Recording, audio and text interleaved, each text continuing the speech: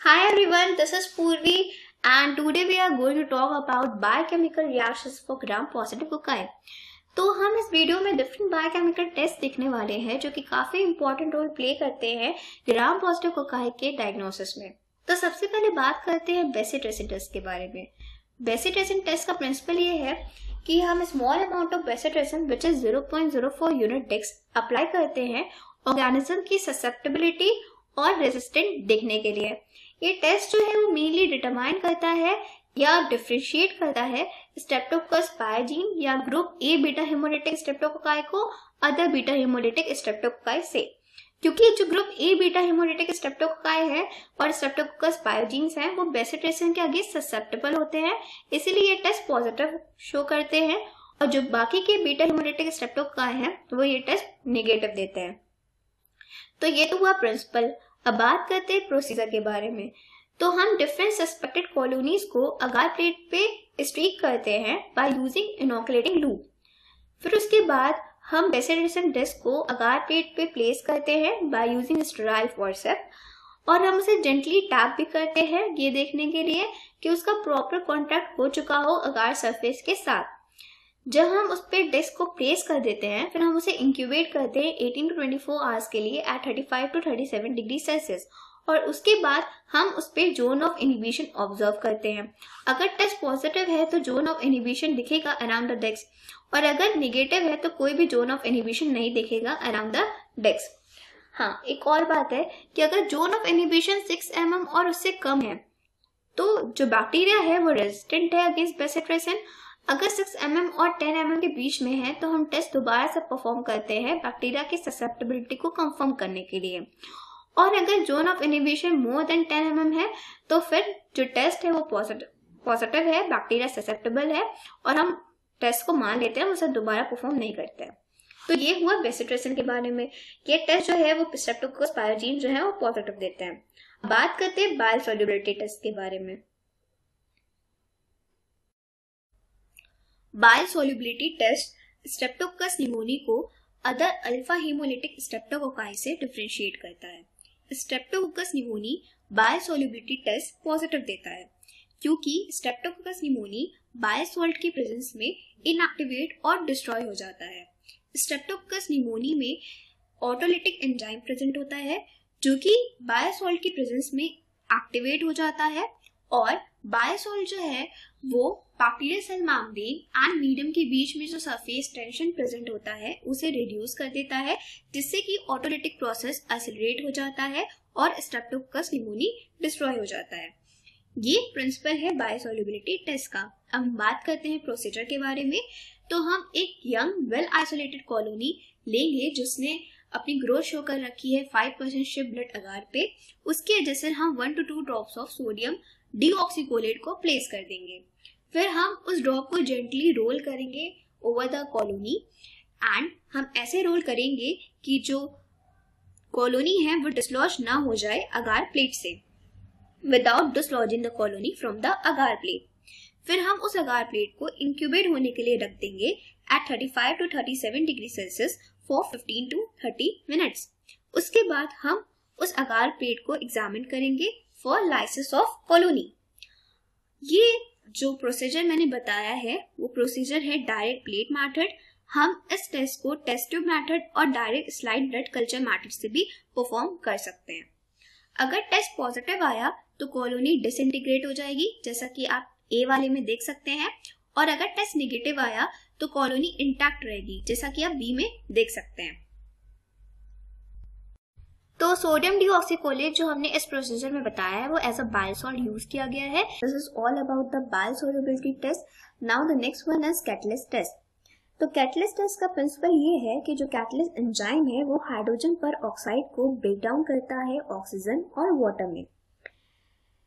तो जो bacteria catalyst enzyme contain करता है वो ये टेस्ट पॉजिटिव देता है और जो बैक्टीरिया कैटलिस्ट एंजाइम कंटेन नहीं करता है वो ये टेस्ट निगेटिव देता है।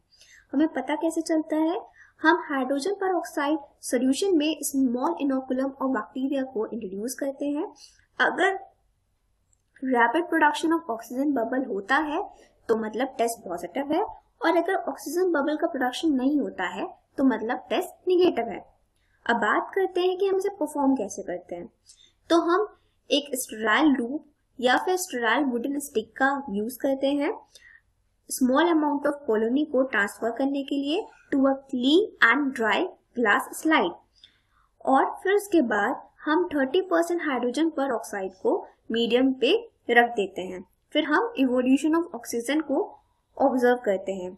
अगर कॉपियस बबल प्रोड्यूस हुआ तो मतलब टेस्ट पॉजिटिव है, और अगर कोई बबल प्रोड्यूस नहीं होता या फिर फ्यू बबल प्रोड्यूस होता है तो ये टेस्ट निगेटिव है। स्टेफाइलोकोकस ऑरियस ये टेस्ट पॉजिटिव देते हैं एंड स्ट्रेप्टोकोकस पायोजेन्स ये टेस्ट निगेटिव देते हैं। So the next one is CAMP test. Camp test जो है वो ग्रुप बी स्ट्रेप्टोकोकाई को और स्ट्रेप्टोकोकाई से डिफरेंशिएट करते हैं। जो स्ट्रेप्टोकोकाई अग्लैक्टिशिया है वो ग्रुप बी से बिलोंग करते हैं और ये टेस्ट पॉजिटिव देते हैं, और जो स्ट्रेप्टोकोकस पायोजेन्स है वो ये टेस्ट निगेटिव देते हैं और वो ग्रुप ए से बिलोंग करते हैं। ठीक है, तो इस टेस्ट का प्रिंसिपल समझने के लिए पहले हम यहाँ देखते हैं, यहाँ जहाँ मेरा कर्सर मूव कर रहा है ये स्टेफाइलोकोकस ऑरियस की जो बीटा लाइसिन प्रोड्यूसिंग स्ट्रेन है उसे स्ट्रिक किया गया है ब्लड अगार प्लेट पे। ठीक है, और ये जो टेस्ट ऑर्गेनिज्म है उन्हें स्ट्रिक किया गया है। मान लीजिए ये स्ट्रेप्टोकोकस अग्लैक्टिशिया है और ये स्ट्रेप्टोकोकस पायोजीन है। ठीक है, तो इसका प्रिंसिपल ये है कि कुछ ऑर्गेनिज्म जो है वो कुछ प्रोटीन प्रोड्यूस करते हैं जिनको हम कैम्प फैक्टर बोलते हैं, जो कि स्टेफाइलोकोकस ऑरियस के जो बीटा लाइसिन प्रोड्यूसिंग स्ट्रेन है उसके साथ मिलके रेड ब्लड सेल्स को डिस्ट्रॉय कर देते हैं। मतलब कि कैम्प फैक्टर जो है वो स्टेफाइलोकोकस ऑरियस के साथ एक्ट करके इनहांस करते हैं lysis of red blood cells. ठीक, तो ये प्रिंसिपल है। अब बात करते हैं मेथड के बारे में। तो हम बीटा लाइसिन प्रोड्यूसिंग स्ट्रेन जो है एस ऑरियस की, उसे हम शिफ्ट ब्लड अगार प्लेट के सेंटर पे स्ट्रीक कर देंगे और उसके ही परपेंडिकुलर हम टेस्ट ऑर्गेनिज्म को स्ट्रीक कर देंगे। ठीक है, और फिर हम उसे इंक्यूबेट करेंगे 18 to 24 आवर्स के लिए एट 35 डिग्री सेल्सियस, और उसके बाद हम उसे उस पर रिजल्ट ऑब्जर्व करेंगे। अगर रिजल्ट पॉजिटिव हुआ तो हमें इनहांस हीमोलिसिस दिखेगी, जो कि इंडिकेट होगी by an arrow head shaped से at the junction of two organism. जैसा कि आप यहाँ देख सकते हैं, ये एरो हेड जो है वो आपको अपीयरेंस दिखा रहा होगा या दिख रही होगी आपको, जो कि इनहांस हीमोलिसिस को इंडिकेट करती है। जबकि आपको यहाँ पे कोई भी एरो हेड अपीयरेंस नहीं दिख रही होगी, तो मतलब ये वाला जो ए वाला है वो ये टेस्ट पॉजिटिव दे रहा है और बी वाला ये टेस्ट नेगेटिव दे रहा है। कॉगलेस टेस्ट। कॉगलेस टेस्ट जो है वो स्टेफाइलोकोकस ऑरियस को अदर स्टेफाइलोकोकस स्पीसीज से डिफरेंशिएट करता है, जैसे कि स्टेफाइलोकोकस एपिडर्मिस एंड स्टेफाइलोकोकस सेप्रोफिटिकस। ठीक है, ये जो स्पीसीज हैं वो कॉगलेस एंजाइम प्रोड्यूस नहीं करते हैं और हम इन्हें कॉगलेस नेगेटिव स्टेफाइलोकोकस बोलते हैं। अब इस टेस्ट का प्रिंसिपल ये है कि जो कॉगलेस एंजाइम है वो कन्वर्ट करता है फिब्रिनोजेन को फिब्रिन में, जिससे कि प्लाज्मा क्लॉट हो जाता है। हम सब जानते हैं कि क्लॉटिंग के लिए फिब्रिनोजेन जो है वो फिब्रिन में कन्वर्ट होता है। जो स्टेफाइलोकोकस ऑरियस है वो कॉगलेस एंजाइम को दो फॉर्म में प्रोड्यूस करते हैं, एक तो बाउंड फॉर्म में और एक फ्री फॉर्म में। जो बाउंड कॉगलेस होता है उसे हम क्लम्पिक फैक्टर भी कहते हैं, जो कि डायरेक्टली बैक्टीरियल सेल वॉल में रिएक्ट करता है फिब्रिनोजेन के साथ, जिससे कि फिब्रिनोजेन जो है वो बैक्टीरियल सेल में प्रेसिपिटेट हो जाता है, और जब हम इस बैक्टीरियल सस्पेंशन को मिक्स करते हैं प्लाज्मा के साथ तो वो क्लम्पिक शो करता है। बाउंड कॉगलेस के केस में हमें कॉगलेस रिएक्टिंग फैक्टर की जरूरत नहीं होती है, जबकि जो फ्री कॉगलेस है वो एक्टिवेट करता है कॉगलेस रिएक्टिंग फैक्टर को, जो कि प्लाज्मा में प्रेजेंट होता है और वो डिराइव्ड थ्रोम्बिन मॉलिक्यूल होता है। ठीक है, तो इससे क्या होता है कि कॉगलेस जो है वो एक कॉम्प्लेक्स बनाता है सीआरपी के साथ रिएक्ट करके, जिसे हम कॉगलेस सीआरपी कॉम्प्लेक्स कहते हैं। ये कॉम्प्लेक्स जो है फिर वो फिब्रिनोजेन के साथ रिएक्ट करता है और फिब्रिन को प्रोड्यूस करता है और क्लॉट फॉर्मेशन करता है। ठीक है, तो हम ये मेथड दो तरीके से परफॉर्म कर सकते हैं, एक तो स्लाइड टेस्ट मेथड से और एक ट्यूब टेस्ट मेथड से। स्लाइड टेस्ट मेथड में हम दो स्लाइड लेंगे जिसकी एंड में हम ड्रॉप ऑफ सलाइन को प्लेस करेंगे। ठीक है, फिर हम आइसोलेटेड कॉलोनी को लेंगे और लूप की हेल्प से हम कॉलोनी को इमल्सिफाई करेंगे उस सलाइन के ड्रॉप के साथ। जब हम इमल्सिफाई करके थिक सस्पेंशन बना लेंगे। फिर हम प्लाज्मा को उस ड्रॉप में ऐड कर देंगे और उसे जेंटली मिक्स करेंगे। हम ऐसा एक ही स्लाइड पे करेंगे, दोनों स्लाइड पे हम प्लाज्मा को ऐड नहीं करेंगे।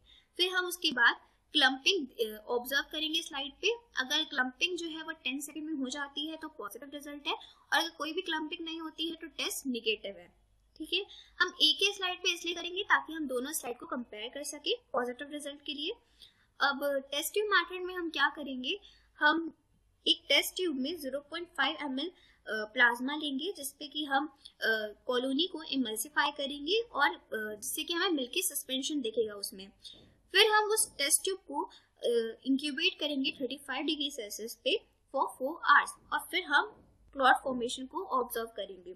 अगर हमें किसी भी साइज का क्लॉट दिखता है तो मतलब रिजल्ट पॉजिटिव है, और कोई क्लॉट नहीं दिखता तो रिजल्ट निगेटिव है। Now DNA hydrolysis test. DNA hydrolysis test जो है वो डिटरमाइन करता है एबिलिटी ऑफ एन ऑर्गेनिज्म कि वो डीएनए को हाइड्रोलाइज कर सकता है या नहीं कर सकता है। डीएनए हाइड्रोलाइसिस टेस्ट जो है वो हम डीएनएस अगार पे परफॉर्म करते हैं।